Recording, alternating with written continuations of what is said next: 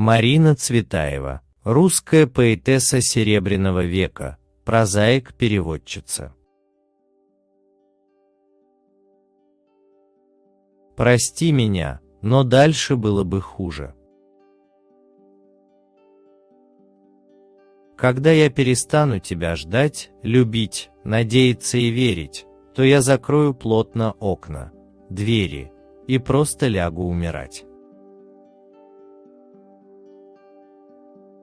Надо молчать, когда болит, иначе ударит именно туда. Спасибо тем, кто меня любил, ибо они дали мне прелесть любить других.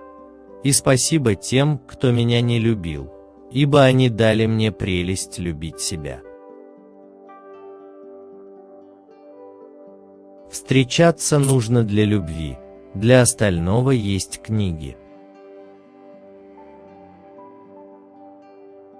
В мире ограниченное количество душ и неограниченное количество тел. Гладьте ребенка по голове, это его окрыляет. Чем чаще обнимаете ребенка, тем крепче он стоит на ногах. Целуйте постоянно дитё свое, и в его сердце всегда будет любовь. Богини бракосочетались с богами, рождали героев, а любили пастухов. Когда сталкиваешься с человеком, почти сразу же начинаешь ощущать его вкус. Для этого не надо его ни кусать, ни вылизывать. Все гораздо безобиднее. Всего лишь несколько слов, несколько мыслей. И вот, сразу же становится ясно, хочешь ли ты далее кушать это блюдо, раскусывая все комочки, смакуя и запивая гранатовым соком. Женщины говорят о любви и молчат о любовниках. Мужчины – обратно.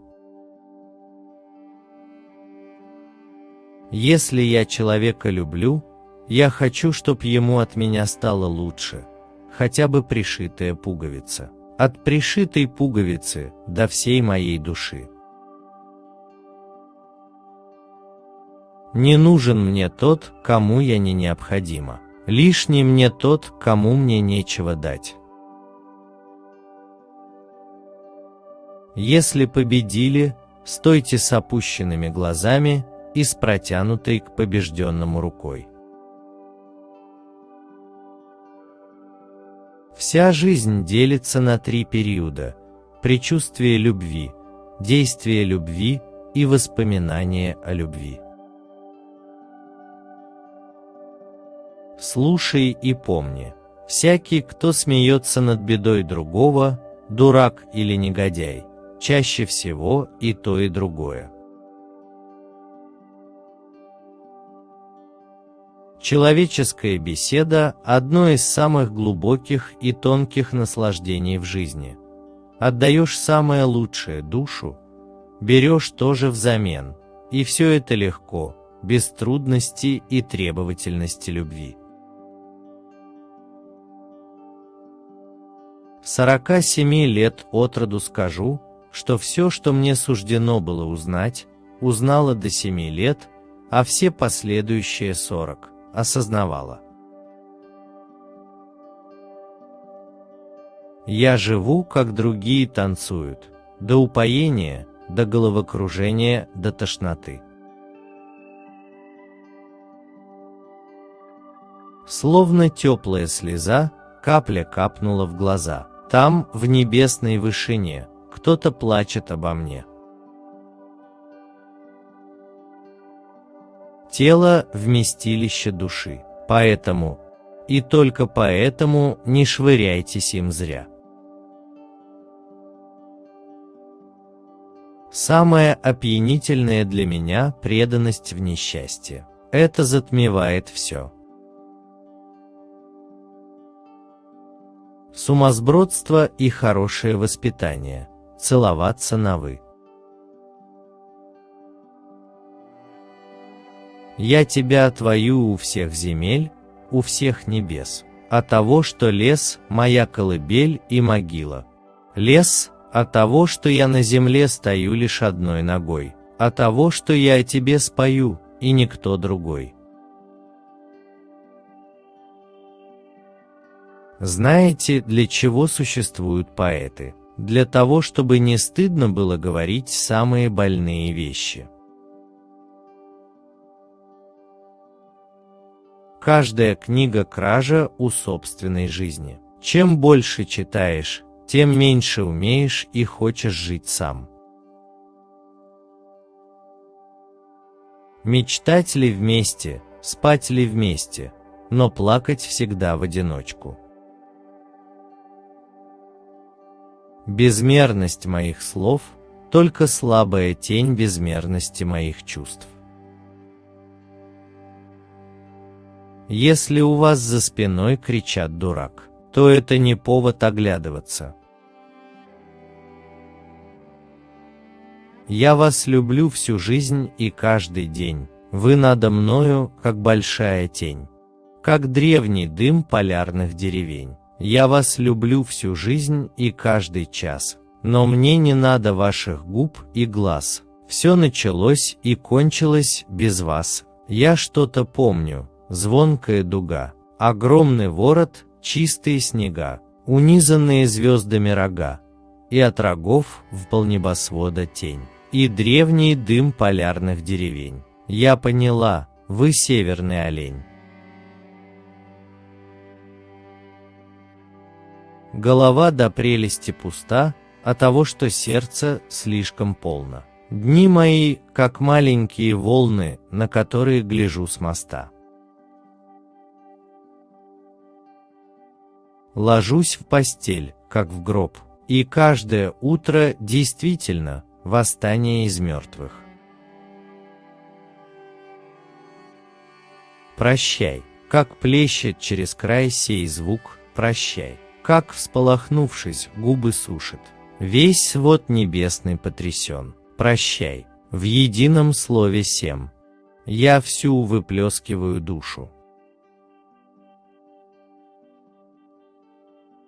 Человечески любить мы можем иногда десятерых, любовно много, двух, нечеловечески всегда одного. Что-то болит, ни зуб, ни голова, ни живот, ни, а болит. Это и есть душа.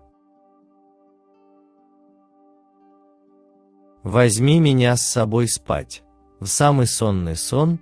Я буду лежать очень тихо, только сердце, которое у меня очень громкое. Слушай, я непременно хочу проспать с тобой целую ночь, как хочешь. Иначе это будет жечь меня, тоска по тебе спящим, до самой моей смерти. Плутая по своим же песням, случайно попадаю в души. Предупреждаю, не жилиться. Еще не выстроен мой дом. В диалоге с жизнью важен не ее вопрос, а наш ответ.